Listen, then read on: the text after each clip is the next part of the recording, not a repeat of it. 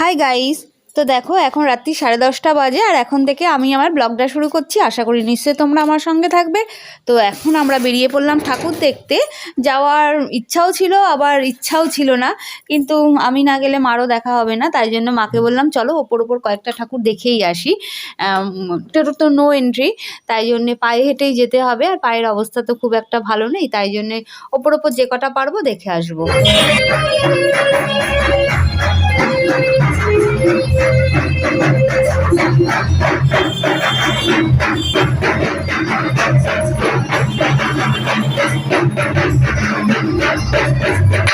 রাত হয়ে গেছে বলে ভিড়টা একটু কম আছে, কেননা সন্ধ্যাবেলা যদি বেরোতাম তাহলে ভিড় প্রচণ্ড ছিল।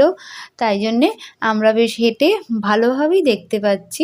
আর আমাদের এখানে ঠাকুরগুলো মানে কালী ঠাকুরগুলো বিশাল বড় বড় হয়, তোমরা দেখেই বুঝতে পারবে, মানে সাংঘাতিক বড় হয়। তো চলো আমাদের সাথে তোমরাও দর্শন করো। এখন আমরা ঢুকছি, এটা হচ্ছে চ্যালেঞ্জের কালী ঠাকুর। চ্যালেঞ্জ আর আর আগেরটা ছিল সম্মিলনী। এই দুটো ঠাকুর অনেক বছর ধরে হয়, এই দুটো নামকরা ঠাকুর আমাদের কৃষ্ণনগরের। বিশাল বড় হয়, কিন্তু এখন আরও বড় বড় দূরে যে ঠাকুরগুলো হয় আরও বড় বড় হয়। তো তবে এই দুটো তো অনেক আগে, মানে অনেক বছর ধরে হয়ে আসছে, তো তাই এই দুটো হচ্ছে খুব নামকরা ঠাকুর আমাদের কৃষ্ণনগরে।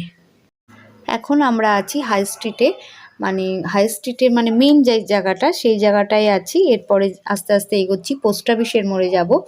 তো এই জায়গাটায় বেশ ভিড়, দেখেই তো বুঝতে পারছো। তবে ভিড়টা বেশিক্ষণ মানে থাকছে না, বড় জায়গা তো তাই জন্যে সব আর রাত হয়ে গেছে যেহেতু, তাই জন্য ভিড়টা মানে আস্তে আস্তে কমে যাচ্ছে।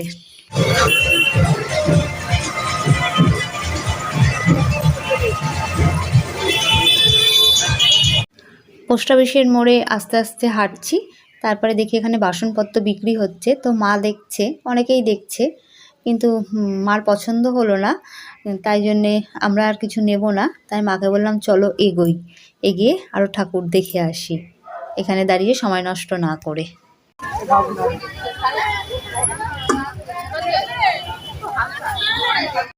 পোস্ট অফিসের মোড়ে একটা ছোট ঠাকুর হয়েছে, এই ঠাকুরটা দেখো বেশ সুন্দর করে সাজিয়েছে আর দেখতেও বেশ ভালো লাগছে, তাই জন্য আমি দেখলাম। এবার তোমাদেরও তাই জন্য ঠাকুরটাকে মানে ভিডিও করে তোমাদেরও দেখালাম।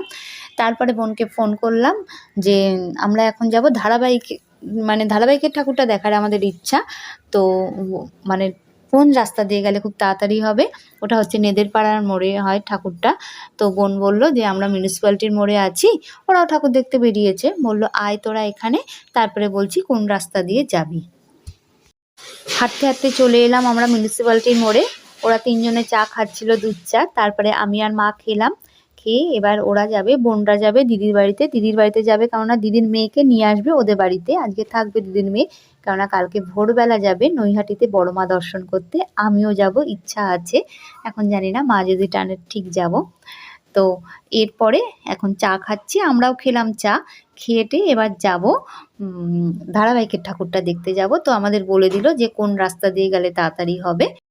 বোনরা তো চলে গেল দিদির বাড়িতে, এবার আমি আর মা হাঁটতে হাঁটতে চলে এলাম আরেকটা ঠাকুর দেখতে। এটা রাস্তার পাশেই হয়েছে, আর ঠাকুরগুলো দেখো কি বিশাল বড় বড়, সাংঘাতিক বড় হয় আমাদের এখানকার কালী ঠাকুরগুলো, মানে কৃষ্ণনগরের কালী ঠাকুর।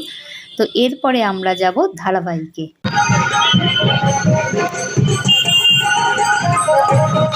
চলে এলাম, এখন আমরা নেদের পাড়ার মুখে চলে এলাম। এটা হচ্ছে ধারাবাহিক। প্যান্ডেলটা দেখো ভালোই করেছে, পুরো গামছা দিয়ে টোটাল প্যান্ডেলটাই করেছে, অনেক গামছা লেগেছে।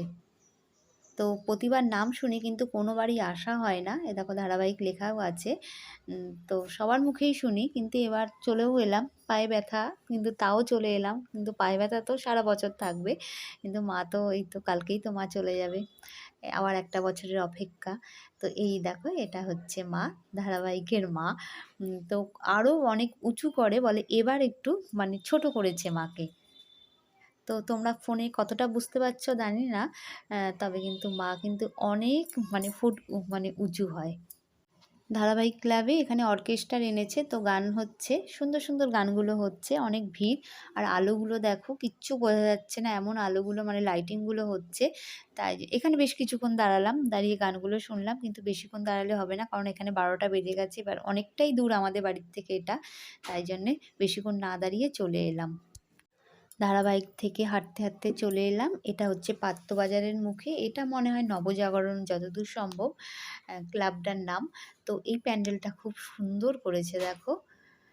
আর কালো কালী ঠাকুর, আমার কালো কালী ঠাকুর দেখতে খুব ভালো লাগে, খুব ভয়ও লাগে, কিন্তু দেখতে আমার খুবই ভালো লাগে। আর প্যান্ডেলটা কি সুন্দর করেছে তাই না বলো?